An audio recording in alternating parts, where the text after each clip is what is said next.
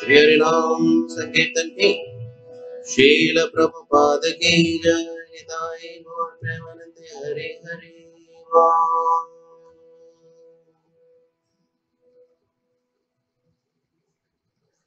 हरे कृष्णा।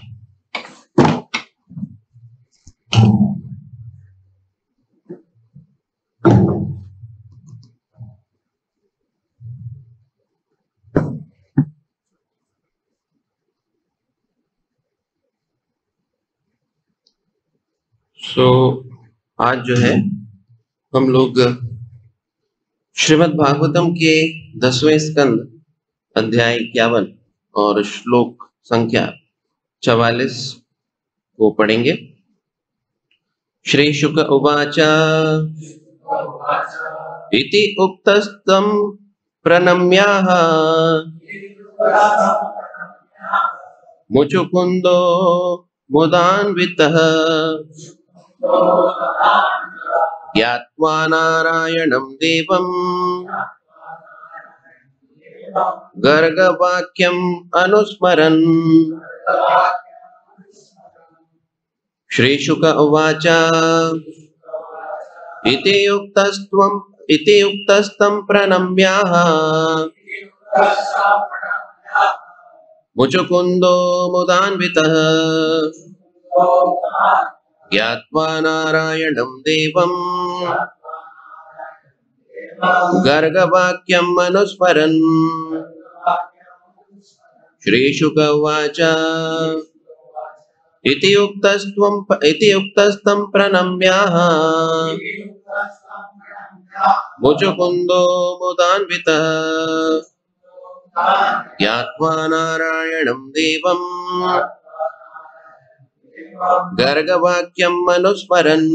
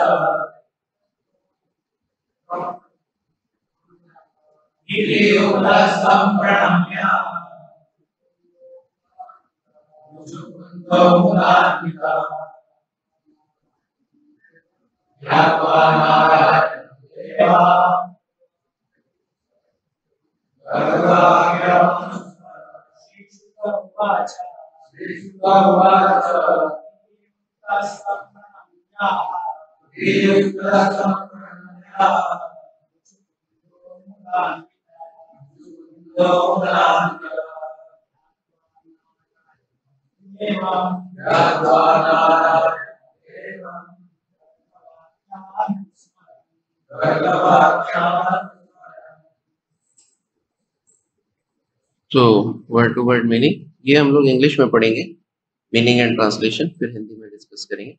तो श्री शुक उवाच, सुखदेव गोस्वामी सेड, सुखदेव गोस्वामी ने कहा, इति 10 इस तरह, उक्त एड्रेस्ड बोला, तम टू हिम उसको, प्रणम्य आफ्टर बाइंग डाउन प्रणाम करके, मैं अपने से हिंदी ट्रांसलेट कर रहा हूं, आह सेड बोला, मुचुकुंदः मुचुकुंद, मुदा विथ जॉय हर्ष के साथ, अन्वितः फिल्ड भर गए, ज्ञात्वा नोइंग हिम टू बी उन्हें जानकर, नारायणम देवम नारायण द सुप्रीम लॉर्ड भगवान नारायण, गर्ग वाक्यम the words of the sage Garg, Garg मुनि के बताए हुए शब्द, अनुस्मरण याद करते हुए। तो अनुवाद और तात्पर्य श्रील प्रभुपाद जी के द्वारा, श्रील प्रभुपाद जी की जय। श्रील सुखदेव गोस्वामी ने कहा कि यह सुनकर मुचुकुंद ने श्री भगवान को प्रणाम किया। गर्ग मुनि के वचनों का स्मरण करते हुए उसने भगवान श्री कृष्ण को भगवान नारायण रूप में हर्ष पूर्वक पहचान लिया। उसके पश्चात राजा ने उनसे इस प्रकार कहा, यद्यपि यहाँ पर भगवान चतुर्भुजी नारायण के रूप में प्रकट होते हैं, किंतु हम यह कह सकते हैं कि मुचुकुंद भगवान श्री कृष्ण को संबोधित कर रहा था। यह सब कृष्ण लीला के संदर्भ में घटित हो रहा है। वैष्णव जन भली भांति अवगत है कि श्री विष्णु या श्री नारायण के चतुर्भुजी रूप भगवान श्री कृष्ण के विस्तार होते हैं। इस तरह से भगवान श्री कृष्ण की लीलाओं के अंतर्गत विष्णु लीला भी प्रकट हो सकती है। श्री भगवान के ऐसे हैं गुण तथा कर्म जो कार्य हमारे लिए असामान्य तथा असंभव तक हो सकते हैं, वे श्री भगवान के लिए सामान्य और परिश्रम रहित लीला विलास है। श्रीधर स्वामी सूचित करते हैं कि मुचुकुंद प्राचीन गर्ग मुनि की इस भविष्यवाणी से अवगत थे कि श्री भगवान 28वें युग में अवतरित होंगे। आचार्य विश्वनाथ के अनुसार गर्ग मुनि ने मुचुकुंद को यह भी बतलाया था कि वह श्री भगवान का दर्शन करेगा। अब यही सब घटित हो रहा था। तो हम प्रार्थना करेंगे। ओम अज्ञानतिमिरन्धस्य ज्ञानाञ्जनशलाकया चक्षुरुन्मिलितं येन तस्मै श्री गुरुवे नमः।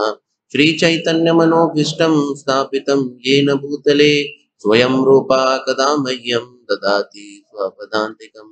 वन्देऽहं श्रीगुरो श्रीयुतापदकमलं श्रीगुरून् वैष्णवांश्च श्रीरूपं साग्रजातं सहगना रघुनाथान्वितं तं सजीवं साद्वैतं सावधूतं परिजनासहितं कृष्ण चैतन्य देवं श्री राधा कृष्ण पादान् सहगना ललिता श्री विशाखान्वितंश्च। नमः ओं विष्णुपादाय कृष्णप्रेष्ठाय भूतले श्रीमते भक्तिवेदांत स्वामिनिति नामिने। नमस्ते सरस्वती देवे गौरवाणी प्रचारिणे निर्विशेष शून्यवादी पाश्चात्य देशतारिणे।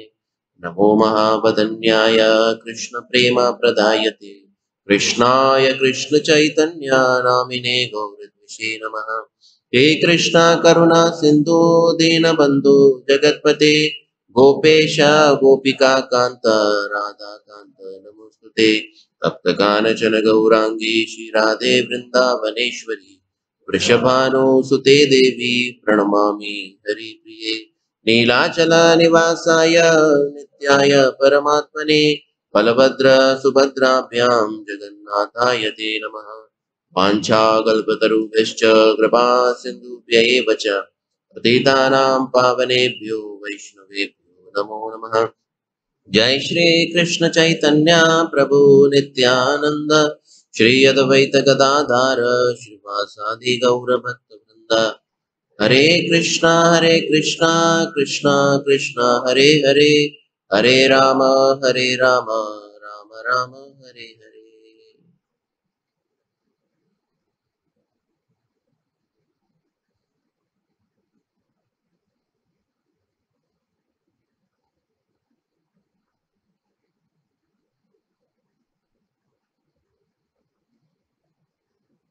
हरे कृष्णा।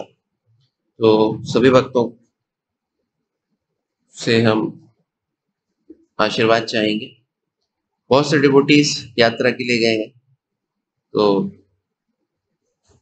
सभी भक्तों से आशीर्वाद चाहते हैं कि जो भी बोले भगवान की प्रसन्नता के लिए बोले और अपने शुद्धिकरण के लिए बोले। तो ये जो प्रसंग है श्रीमद् भागवतम का कृष्ण लीला में जो है आता है कि जो मुचुकुंद का भगवान श्री कृष्ण ने उद्धार किया, और ये जो प्रसंग है इससे हम बहुत कुछ सीख सकते हैं। बहुत सारी जो है सीख हमें भगवान अपनी लीलाओं से देते हैं। भगवान एक लीला करते हैं, जैसे श्री कृष्ण ने पूतना को, जैसे मैं पहले भी आप लोगों को बता रहा था कि भगवान जो है वो क्या है, मल्टीटास्कर है। जैसे हम लोग जो है एक बार में एक या दो चीजों से ज्यादा कार्य नहीं कर सकते, लेकिन भगवान जो है वो क्या है, परफेक्ट मल्टीटास्कर। मतलब कितना भी मल्टीटास्किंग, अब कहाँ भगवान एक जगह जो है गोलोक वृंदावन में लीला कर रहे हैं, वही भगवान जो है द्वारका में लीला कर रहे हैं, वही भगवान अयोध्या में है, वही भगवान वैकुंठ में है, वही भगवान सृष्टि की रचना कर रहे हैं, वही भगवान इस हमारे हृदय में है, वही भगवान। तो कितने सारी चीजें भगवान एक साथ कर रहे हैं, मल्टीटास्कर। कई लोगों को डाउट हो रहा होगा क्या ये सब एक ही है? एक ही है, एक ही है, एक ही व्यक्ति है। लेकिन जैसे क्या होता है कि जैसे एक फिल्म एक्टर रहता है, तो फिल्म एक्टर अलग अलग फिल्मों में क्या करता है, अलग अलग तरह का रोल निभाता है। लेकिन एक्टर तो वही है। अमिताभ बच्चन ने किसी फिल्म में एक रोल निभाया, किसी फिल्म में उसने हीरो का रोल निभाया, किसी फिल्म में उसने विलन का रोल निभाया, है ना? किसी फिल्म में किसी और चीज का रोल निभाया, है ना? तो एक्टर तो वही है, बस क्या है, रोल अलग अलग निभा रहा है। इसी तरह से भगवान श्री कृष्ण जब अपने भक्तों के साथ लीला विलास करना चाहते हैं, तो सब एक ही चीज अगर हर जगह कर देंगे तो क्या हो जाएगा, खिचड़ी हो जाएगा। इसीलिए वैकुंठ के जो भक्त होते हैं, भगवान को उस भाव से देखना चाहते हैं, वो भगवान को पूर्ण पुरुषोत्तम मानते हैं और भगवान को आदर और सत्कार के भाव से देखना चाहते हैं। इसीलिए भगवान वहां पर विष्णु के रूप में जाते हैं और वहां पर वृंदावन जैसी लीलाएं नहीं करते, वहां पे गोपियों के साथ नहीं घूमते, है ना? या फिर माखन चोरी नहीं करते। पूर्ण पुरुषोत्तम भगवान है, माखन चोरी कैसे कर सकते हैं, है ना? तो इसी तरह से भगवान राम, जब भगवान के भक्त उन्हें मर्यादा पुरुषोत्तम के रूप में देखना चाहते हैं, तो फिर भगवान कृष्ण क्या रूप ले लेते हैं, भगवान राम का रूप ले लेते हैं। तो व्यक्ति वही है, रूप अलग है, और रूप के साथ साथ कहा जाता है कि उसका भाव भी अलग है। वृंदावन लीला में भगवान का भाव अलग रहता है ना। जब राम लीला रहती है तो भगवान का भाव अलग रहता है। विष्णु जब वैकुंठ में भगवान रहते हैं तो उनका भाव अलग रहता है। तो इसीलिए भगवान जो है, उनसे बड़ा मल्टीटास्कर इस दुनिया में कोई हो ही नहीं सकता। और एक और चीज है कि जैसे बताया जाता है कि चैतन्य महाप्रभु के बारे में बताते हैं कि यदि अनंत शेष जो है अपने अनंत मुखों से अनंत काल तक भगवान की लीलाओं का या भगवान की जो ग्लोरीज को हिंदी में क्या कहते हैं, ग्लोरीज, भगवान की महिमा का वर्णन करता रहे, तो भी वो बताते हैं कि एक क्षण में जो चैतन्य महाप्रभु ने किया वो वर्णन नहीं कर पाएगा। मतलब भगवान की लीलाएं इतनी गहरी होती है, समझना मुश्किल है। हम लोग तो बस उस लीला का एक सतह देखते हैं। इसीलिए जब भगवान ने पूतना का वध किया तो आचार्यों ने कई सारे कारण दे डाले। भगवान ने पूतना का जब वध करने जा रहे थे तो वध करने के पहले जब पूतना ने भगवान को गोद में उठाया तो भगवान ने क्या कर लिया, अपनी आंखें बंद कर ली। कई कारण आचार्यों ने दे डाले कि भगवान ने अपनी आंखें क्यों बंद करी। फिर इसके बाद जब भगवान ने पूतना का वध किया तो पूतना को बाहर गई वो, और बाहर बेचैनी होने लग गई, दम घुटने लग गया उसका। आई थी भगवान को मारने, खुद ही मर गई। तो ऐसा ही था वृंदावन में। जो भी देखिए, भगवान को जिस भाव से आप भगवान के पास जाते हैं वही भाव आपके पास लौट के आ जाता है। अगर आप उनको मारने के लिए जाएंगे तो आप खुद मर के आ जाएंगे, आएंगे नहीं, लौट नहीं पाएंगे उस शरीर में नहीं लौट पाएंगे। अगर कोई भगवान को चीटिंग करने जाता है, चीटिंग को क्या बोलते हैं हिंदी में, बेईमानी, हाँ?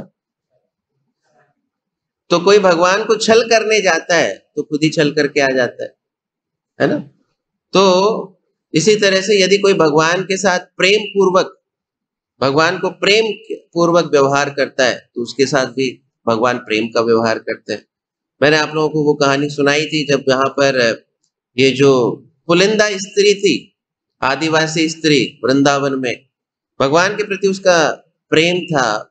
आदिवासी स्त्री थी, आई बिना किसी भगवान से बिना किसी इच्छा के, वापस उसको कुछ मिलेगा, बिना किसी इच्छा से उसने क्या किया, बिना सोचे समझे, बिना किसी सोच के कि मुझे इससे क्या वापस मिलने वाला, क्या किया, बहुत सारे फल भगवान को दे दिए। फिर भगवान ने भी उसके साथ जो है रेसिप्रोकेशन कर दिया। तो इसीलिए समझने की बात यह है कि जिस भाव के साथ हम भगवान के पास जाते हैं वही भाव हमें वापस मिल जाता है। रावण जो है भगवान को मारना चाहता था तो खुद ही मर गया। हिरण्यकश्यपु जो है वो भी भगवान की हत्या करना चाहता था, उसकी भी मृत्यु हो गई। इसीलिए ये चीज हमें समझनी है। तो पूतना जो है जब उसको बेचैनी होने लग गई तो भगवान बाहर निकल के दौड़ने लग गई। अब बहुत बड़ी थी, आप समझ रहे हैं कि 12 मील लंबी राक्षसनी थी, तो उसका एक पैर कितना लंबा रहा होगा, है कि नहीं? और एक कदम लेती रही होगी तो कितना कदम हो, मतलब हमारे कितने मील के पता नहीं कितना हो जाता रहा होगा, है ना? तो 4-5 कदम में ही वो वहां पहुंच गई जहां पर क्या था, कंस का बहुत ही अच्छा, उसका प्रिय क्या था, फलों का जो है बागान था, और वहां जाकर के क्रैश हो गई। वहां जाकर के उसने अंतिम सांस ली।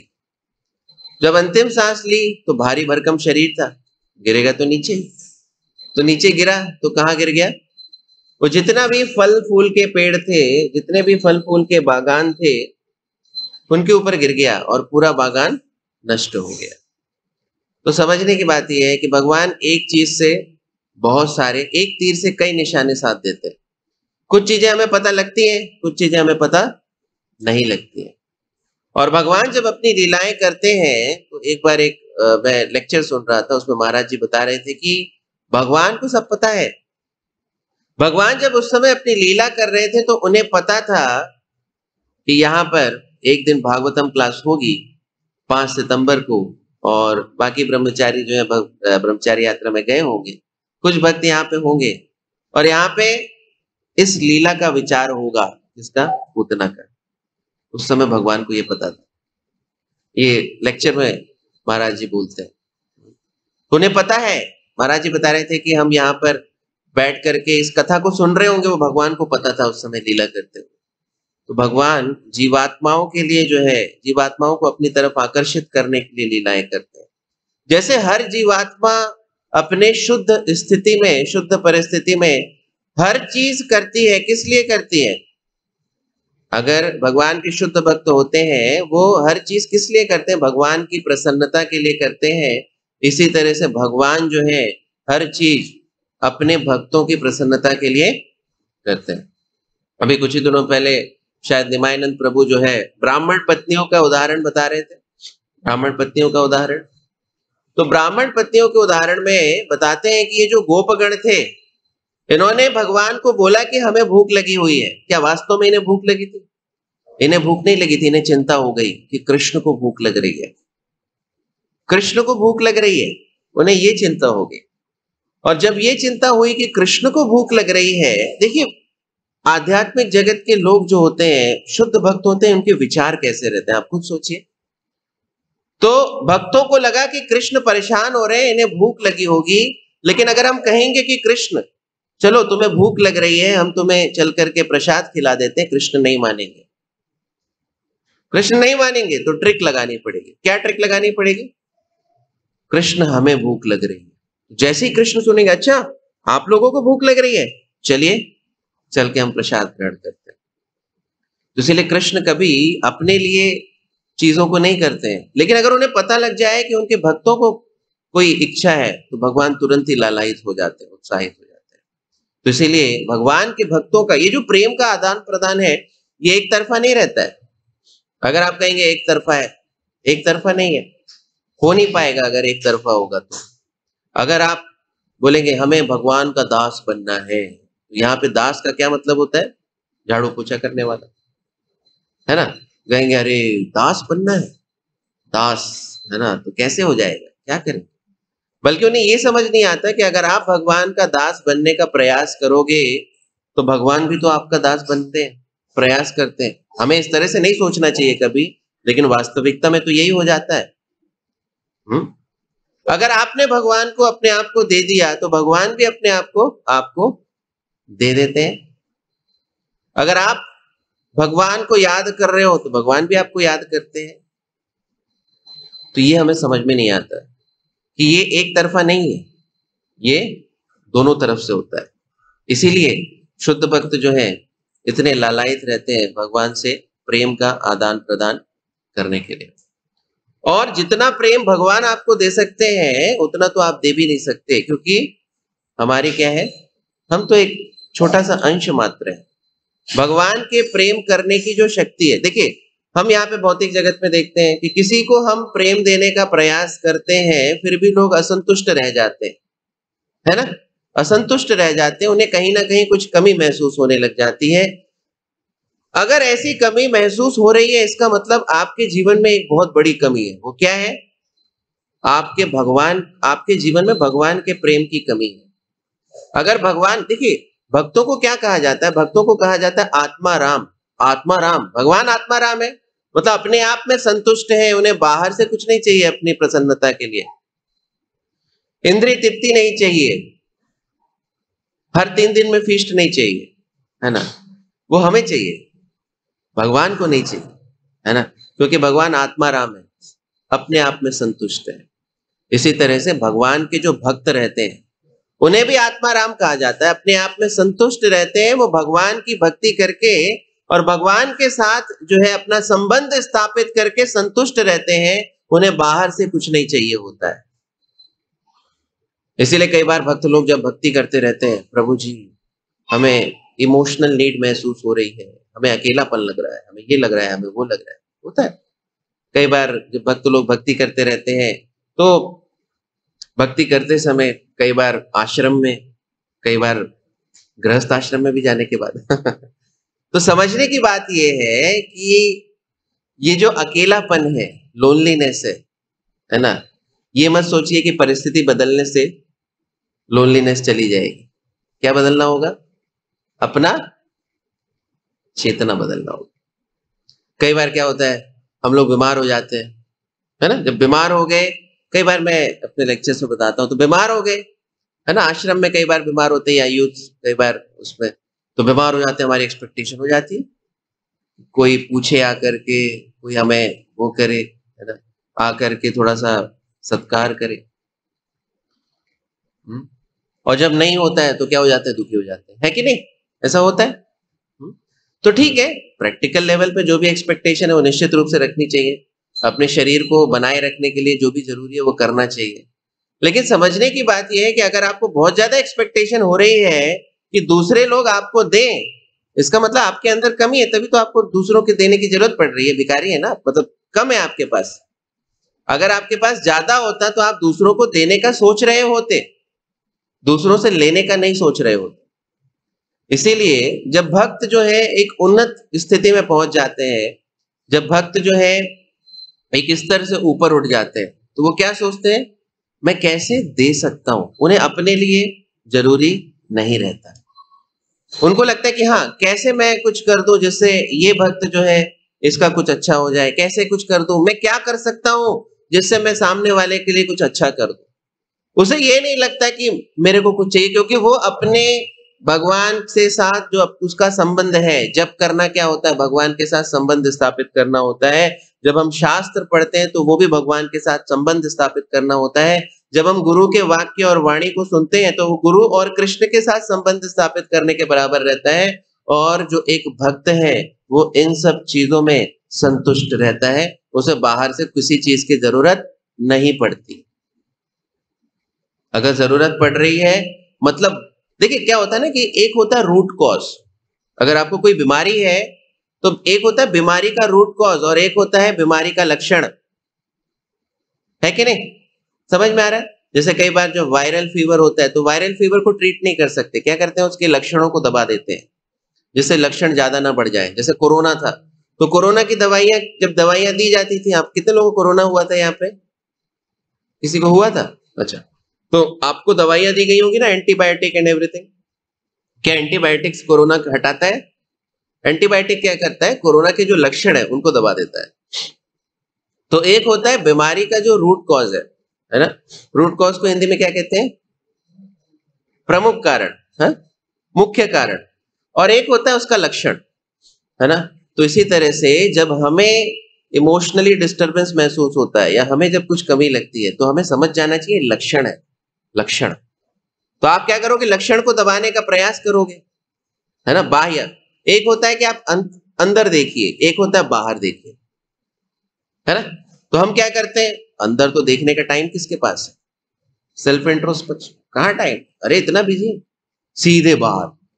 समस्या आई, सीधे बाहर, और धड़ धड़ धड़ धड़ करके सॉल्व करने लग गए। अब सॉल्व कर रहे हो, भक्ति कर रहे हो, सॉल्व कर रहे हो, कृष्ण भावना भावित नहीं हो, क्या होगा? क्या होगा? और बढ़ेगा और आग लग जाएगी। समझ जाओ, अरे क्या हो रहा है?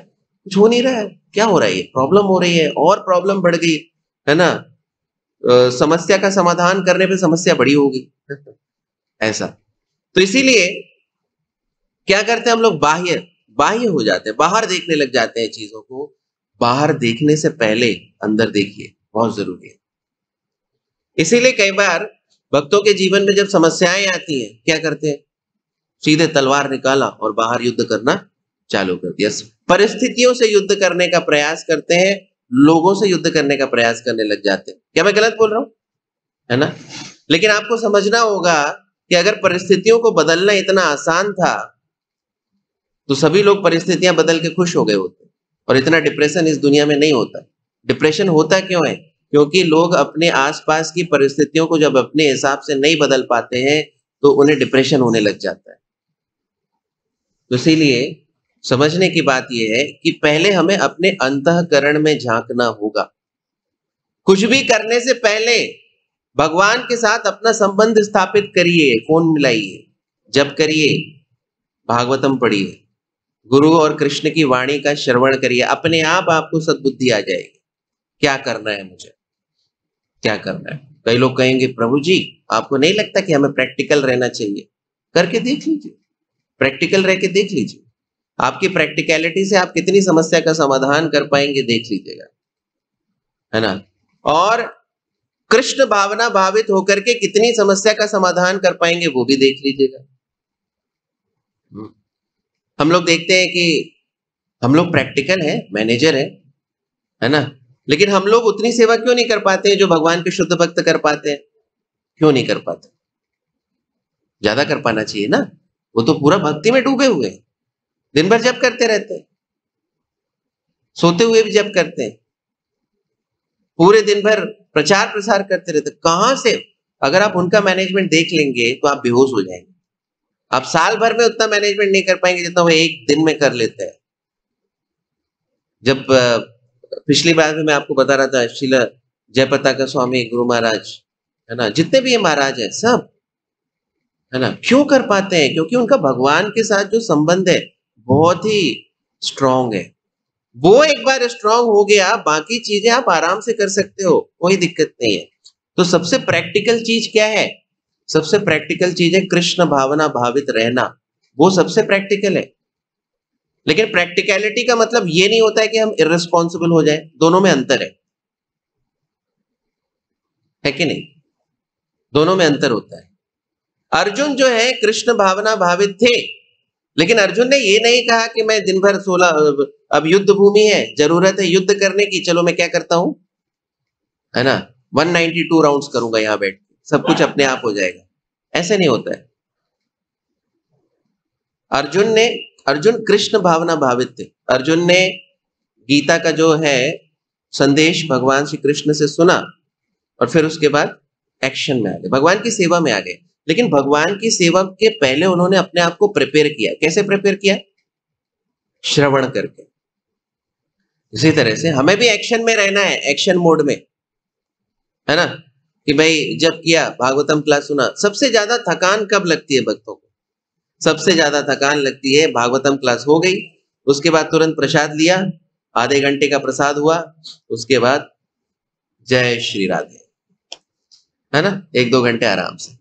जब हम लोग उधर अल्बर्ट रोड में थे तो वहां पर प्रसाद हुआ करता था, तो प्रसाद 8 बजे हुआ करता था, 8 से 8:30, और 8:30 बजे भागवतम क्लास।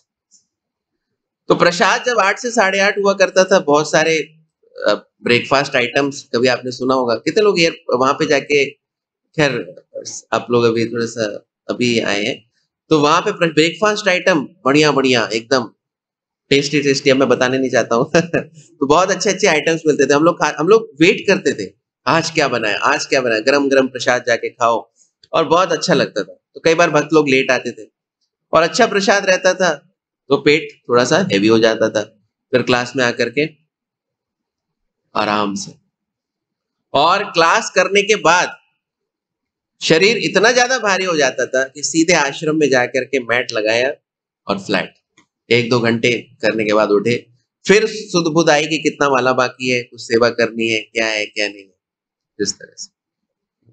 तो समझने की बात यह है कि कभी भी हम अपने जीवन में, इसीलिए बोला जाता है ना कि जब आप कुछ कार्य को करने से पहले अपने 16 माला कंप्लीट कर लो। ये नहीं कहा जाता है कि कार्य करने से पहले 192 राउंड्स कर लो, ये नहीं कहते। क्या बोलते? 16 माला कर लो, है ना। कार्य करने से पहले कुछ श्रवण कर लो, है ना, या भागवतम पढ़ लो, है ना। आप देखेंगे कि आपका जीवन पूरी तरह से बदल जाएगा, आपका दृष्टिकोण पूरी तरह से बदल जाएगा। एग्जाम देने जाना है आपको, आपने सोचा चलो 192 कर देते हैं, कोई गारंटी नहीं है कि आप एग्जाम में पास हो गए, पढ़ाई तो करनी ही पड़ेगी। लेकिन हाँ, क्या करना है? कोई भी अपना एक्शन करिए तो क्या करिए? कृष्ण भावना भावित होकर के करिए, वो बहुत ज्यादा जरूरी है।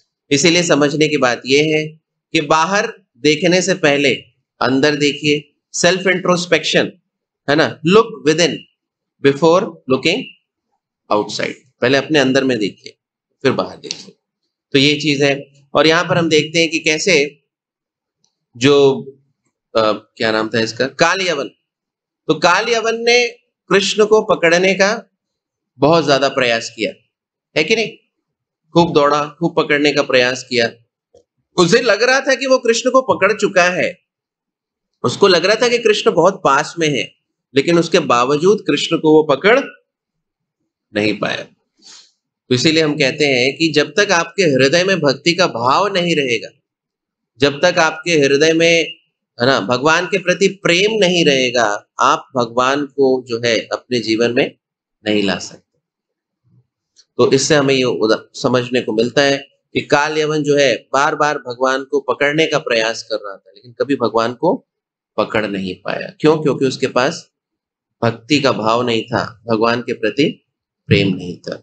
और यहाँ पे फिर हम देखते हैं कि कैसे मुचुकुंद जो थे भगवान के शुद्ध भक्त थे, और भगवान के शुद्ध भक्त जो है यहाँ पर भगवान और उनके शुद्ध भक्त के बीच में आदान प्रदान हम लोग देख पा रहे हैं। और यहाँ पर एक और उदाहरण भगवान अपना देते हैं कि ये यथा माम प्रपद्यन्ते, यानी कि मुचुकुंद जो थे वो भगवान के नारायण रूप के जो है, वो भगवान को नारायण रूप में जो है प्रेम करते थे, है ना। भगवान के नारायण रूप के भक्त थे। तो भगवान उनको किस रूप में दिख रहे हैं? नारायण रूप में दिख रहे हैं, है ना। और नारायण रूप में ही आदान प्रदान कर रहे हैं वही कृष्ण, लेकिन नारायण के रूप में आदान प्रदान। तो आप देख सकते हैं कि भगवान अपने भक्तों के लिए कितना ज्यादा, मतलब एक महाराज जी बोलते हैं कि attention to details is a sign of love. यानी कि अगर आप देखेंगे कि भगवान के भक्त जो है, भगवान के जो शुद्ध भक्त है, भगवान की सेवा करने के लिए कितने डिटेल्स में जाकर के सेवा करते हैं, एक एक फाइन ट्यून एवरीथिंग। तो इसीलिए क्या बता रहा था मैं? हाँ, ये यथा माम प्रपद्यन्ते। इसी तरह से भगवान भी जो है अपने भक्तों के साथ प्रेम का आदान प्रदान करने के लिए बहुत ही ज्यादा डिटेल्स में जाते हैं। वृंदावन में जब भगवान अपनी बांसुरी बजाते हैं, तो उस बांसुरी के माध्यम से हर भक्त को एक अलग संदेश मिलता है, पर्सनल, केवल उसके लिए। इसी तरह से भगवान जब गायों का नाम बुलाते हैं, एक बार नाम लेते हैं, हर गाय को अपना नाम सुनाई देता है। उस गाय को लगता है कि भगवान केवल मुझे ही बुला रहे हैं, पर्सनल। तो इसीलिए भगवान जो है अपने भक्तों की, जब भक्तों से प्रेम का आदान प्रदान करते हैं, तो डिटेल्स में जाते हैं और बहुत ही ज्यादा पर्सनल आदान प्रदान करते हैं, पर्सनल रेसिप्रोकेशन भगवान करते हैं। और यहां पर भी हम देख रहे हैं कि मुचुकुंद के साथ चाहते तो कृष्ण रूप में ही जा सकते थे, लेकिन उन्हें पता है कि ये मेरा नारायण रूप में भक्त है, तो मैं इसके सामने नारायण रूप में जाता हूं। उसको वो नारायण रूप में दिख रहे थे, है ये कृष्ण लीला का भाग, लेकिन मुचुकुंद को वो नारायण रूप में दिखाई दे रहे थे, इस तरह से। और फिर उसके बाद यहाँ पे श्रील प्रभुपाद जी बताते हैं, कई बार लोगों को डाउट रहता है। क्या डाउट रहता है? कि कृष्ण विष्णु से कृष्ण आए या कृष्ण से विष्णु आए? तो कृष्ण से कौन आते हैं? विष्णु आते हैं। कृष्ण जो है वो पूर्ण पुरुषोत्तम है, लीला पुरुषोत्तम है। और फिर उसके बाद बाकी जो उनके विस्तार है ना, वो उनके अंश है। इस तरह से। तो इसीलिए कृष्ण से विष्णु आते हैं, ना कि उल्टा, विष्णु से कृष्ण नहीं आते। और मैंने आपको बताया कि कैसे कृष्ण अपना विस्तार करते हैं अलग अलग रूपों में, क्या करने के लिए? भक्तों के साथ आदान प्रदान करने के लिए। और इसके बाद यहाँ पर श्रील प्रभुपाद जी एक और चीज बता रहे हैं कि कैसे कृष्ण के जो गुण और कर्म है। देखिए, हम सबको, पिछली क्लास में मैं बता रहा था कि हम सबको विशेष प्रकार की मूवीज से बहुत अट्रैक्शन होता है, खासकर जो फिक्शन मूवीज होती है। अब तक की जो एक बहुत ही सुपरहिट मूवी थी उसका नाम था अवतार, है ना? तो अवतार में क्या था, मैंने देखी नहीं है, लेकिन शायद ऐसे ही था कुछ, किसी दूसरी दुनिया का वो व्यक्ति किसी दूसरी दुनिया में जाता है, कुछ कुछ ऐसे ही था ना। और उसमें बताया गया था कि ये इंडियन माइथोलॉजी से लिया गया है इसका कंसेप्ट। कितने लोगों ने देखा है अवतार? नहीं देखा है? देखा होगा तो भी नहीं बताएंगे तो तो खैर कोई बात नहीं। तो अवतार जो है, मैंने देखा नहीं है ना, मैंने सुना है उसका थोड़ा, maybe sometime we can ask someone who has seen, but point है उसमें यही था। इसीलिए लोगों को वो मूवी बहुत अच्छी लगी। इसी तरह से कभी आप हैरी पॉटर की मूवीज का देखते हो, क्यों इतना हैरी पॉटर की मूवीज वो हो गई? क्योंकि उसमें बहुत कुछ ऐसा था जो हमें अपने साधारण जीवन में देखने को नहीं मिलता है, फिक्शन। तो ये सब जो आकर्षण है कहाँ है? वास्तव में ये आकर्षण कृष्ण की लीलाओं के प्रति है, जो कृष्ण इस तरह से अद्भुत लीलाएं करते हैं, ऐसी लीलाएं करते हैं जो हमारे समझ से परे होता है। अब वो अगर सुनने को नहीं मिल रहा है तो फिर हम क्या करेंगे? यही हैरी पॉटर, यही अवतार, ये इधर वो उधर, है ना? और इसको अगर भगवान की लीला श्रवण करेंगे तो क्या करेंगे? इस भौतिक जगत का जो कल्मश आपके हृदय में भरा पड़ा है और भौतिक जगत का जहर आप जो पी रहे हैं, और उस जहर का असर जो आपकी चेतना में दिख रहा है, वो क्या हो जाएगा? क्या हो जाएगा? कम हो जाएगा। अगर आपको लगे अरे बाप रे बहुत जहरीला हो गया, टॉक्सिक, तो क्या करिए? भागवतम उठा लीजिए, पढ़ना चालू कर दीजिए, अपने आप सारा जहर का सारा असर उतर जाएगा। हरे कृष्ण महामंत्र का जप करने लगिए। बताते हैं कि माया ने सबको डस रखा है, और जब कोई सर्प जो है किसी को डसता है तो क्या होता है? सर्प डसता है तो क्या होता है? उसके ऊपर जहर का असर हो जाता है। और पहले के जमाने में ये एंटीवेनम ये सब नहीं होता था, तो क्या होता था? मंत्र उच्चारण के माध्यम से जहर उतारा जाता था। तो बताते हैं कि माया ने जो हमें डस रखा है, उसके जहर को उतारने के लिए कौन सा मंत्र हमें जपना चाहिए? हरे कृष्णा कृष्णा कृष्णा हरे हरे, हरे राम राम राम हरे हरे। माया के इस जहर से बचने के लिए। तो कभी आपको लगे कि ज्यादा जहर हो रहा है तो कृष्ण भक्ति का थोड़ा सा वॉल्यूम बढ़ा दीजिए। Again, don't become irresponsible. लेकिन ये सब टेस्टेड चीजें हैं, भागवतम में कुछ गलत नहीं लिखा हुआ है।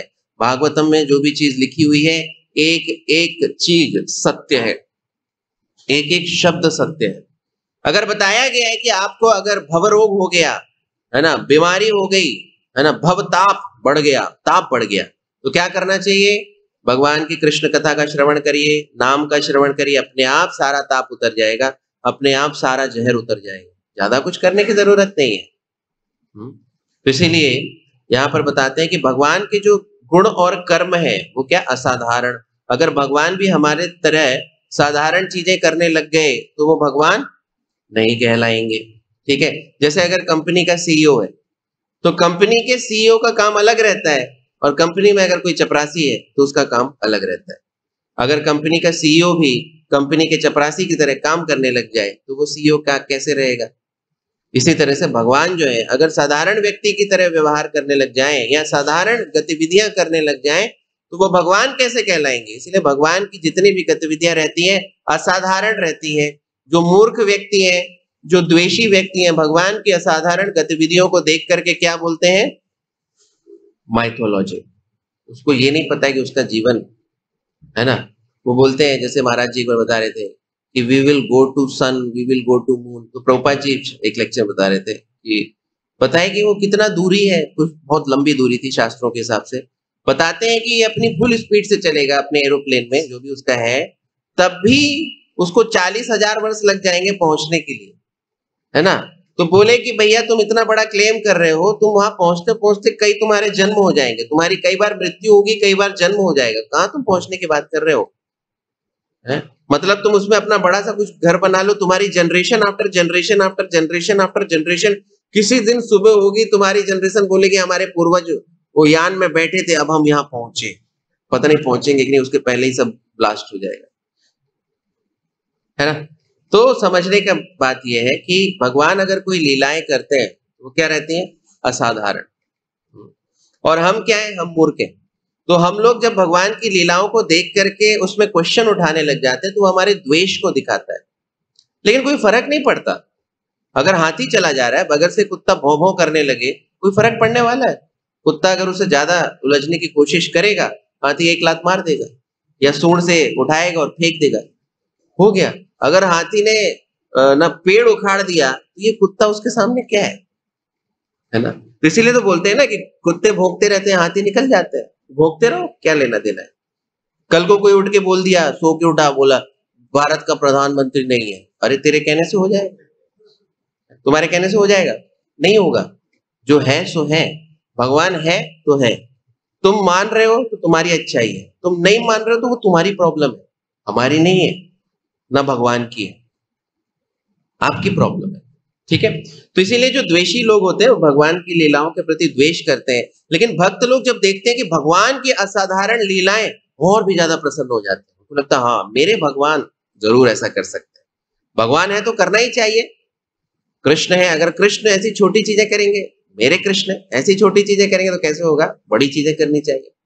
आप लोगों को ये भी पता है, वो जो एक कॉबलर था और ब्राह्मण था, तो ब्राह्मण द्वेषी था, इसीलिए उसको लगता था कि मेरे से बड़ा कोई नहीं है, यही रह गया। लेकिन जो कॉबलर था बहुत ही साधारण सरल इंसान था, सरल व्यक्ति था। तो उसे क्या लगा, हाँ अगर भगवान इतने, देखिए इसकी बुद्धि देखिए, उसने कहा कि भगवान अगर छोटे से इस बीज में इस पूरे पेड़ को रख सकते हैं तो क्यों नहीं सुई के छेद से हाथी पिरो सकते। देखिए, तो अगर कोई भगवान की भक्ति करता है तो चाहे जो भी हो, भगवान उसको बुद्धि दे देते हैं। इसीलिए बोला जाता है ना कि कृष्ण, प्रभुपाद जी को कितना साइंस मतलब साइंस प्रभुपाद जी ने पढ़ा था, लेकिन ऐसा तो नहीं था कि साइंटिस्ट की स्टडी करी थी, लेकिन शास्त्रों का ज्ञान था, कृष्ण का ज्ञान था, इसलिए बड़े बड़े साइंटिस्ट उनके सामने आकर के फेल हो जाते थे। ऐसा ऐसा लॉजिक प्रभुपाद जी देते थे। एक बहुत ही फेमस व्यक्ति है जिसका साइंस ऑफ सेल्फ रियलाइजेशन में नाम दिया हुआ है, उसका नाम है प्रोफेसर कोटोस्की। और उसका प्रभुपाद जी हर बार अपने लेक्चर्स में नाम भी लेते थे, कई बार बिना नाम लिए भी उसको उड़ाते थे कि वो इतना बड़ा प्रोफेसर है, उसको आत्मा के ज्ञान के बारे में पता नहीं है, इतना बड़ा प्रोफेसर है उसको पता नहीं है कि मृत्यु के बाद क्या होता है, इतना बड़ा प्रोफेसर है उसको ये नहीं पता कि जन्म मृत्यु जरा व्याधि की समस्याओं का समाधान कैसे करते हैं। प्रभुपाद जी ऐसे बोलते थे इस तरह से। तो खैर जो भी है, इसके बाद यहाँ पे बस खत्म करते हैं हम लोग। तो शीला श्रीधर गोस्वामी जो है, श्रीधर स्वामी, वो एक चीज और बताते हैं। एक्चुअली मुचुकुंद जो थे वो भगवान के भक्त थे, तो उनकी इच्छा थी, भगवान के भक्त की इच्छा रहती है, भले ही वो इस उद्देश्य से कार्य ना करे, लेकिन कहीं ना कहीं हृदय में उसकी इच्छा जरूर रहती है। प्रभुपाद जी बोलते हैं कि every one of us should desire to see Krishna, है ना, to see Krishna one day face to face. तो हम सबको ये इच्छा होनी चाहिए कि हम एक बार कृष्ण के दर्शन, है ना, फेस टू फेस। लेकिन उस उद्देश्य के साथ हम कार्य नहीं कर रहे होते हर दिन फेस टू फेस, नहीं। You just go and become humble, show yourself to Krishna, then seeing Krishna, है ना, इस तरह से। तो इसीलिए तो यहां पर मुचुकुंद की भी इच्छा थी कि भगवान का दर्शन करे, उनके हृदय में लालसा थी, और भगवान जो है अपने भक्तों की सारी इच्छाओं को पूरा करते हैं। टेस्टेड है, मतलब मेरे जीवन में मैंने देख लिया, हर आपकी इच्छा पूरी होगी, भले डिले हो जाएगा, भगवान अपने हिसाब से करते हैं, आपके हिसाब से तो चलने वाले हैं नहीं, है ना, वो अपने हिसाब से करेंगे, है ना। लेकिन जो भी आपने इच्छा करी है वो पूरी होगी, इस तरह से पूरी होगी कि आप उसका दुरुपयोग ना कर पाए। मतलब पहले देखिए, जैसे अगर आप, कोई छोटा बच्चा है 3 साल का, 3 साल के बच्चों के, पापा मैं बाइक चलाऊंगा, बाइक चलाने लायक है? उसका हैंडल भी पकड़ना नहीं आएगा, है ना, वो चलाने की कोशिश किया तो बचेगा ही नहीं सीधे, है ना। तो इसी तरह से भगवान भी देखते हैं, आपकी कुछ भौतिक इच्छा है, और अब आप उसके लायक नहीं हो, आपको दे देंगे तो जैसे बंदर के हाथ में अगर आपने तलवार पकड़ा दी तो क्या होगा, गड़बड़ हो जाएगा। तो आपको मिल गया तो प्रॉब्लम हो जाएगी।